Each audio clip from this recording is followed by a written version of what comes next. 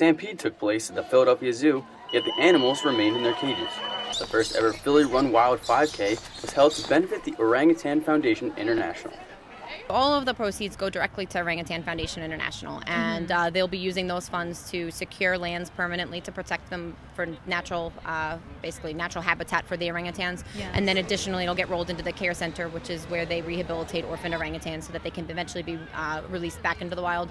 Just a nice place. It's instead of having to walk on concrete, you know, in the West River Drive and something like that, go out in here and walk it at your own pace and take a look and.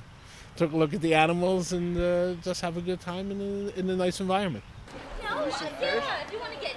This was not the average 5K. Runners encountered a few unexpected visitors throughout the trail. They open the animal cages around 8:30, 9 o'clock. It's up to the animals when they actually come out, so that was just a little bit of a fluke. I heard a lot of people say that the birds were going crazy and the cheetahs were watching. Fascinating to be able to run and see a fox staring at you or parrots looking down, so it made for an interesting course.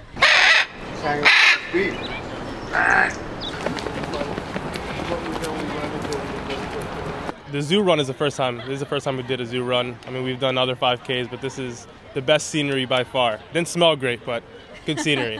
But it's a great time to get together with friends and do something active and productive and good for a good cause. While people and even some animals took part in the run for orangutans, the volunteers and workers made the event possible. We could not have done this without a number of volunteers. We had a tremendous group of people here 5 o'clock this morning setting up. So yes, it was it took a lot to pull it off, but it went smoothly. I'm sure we have a few things we could improve, but it's great. We've been committed to saving orangutans for a long time. My daughter is a primatologist who actually worked in Borneo for several years and worked with Dr. Galdikas, who is the head of the Orangutan International.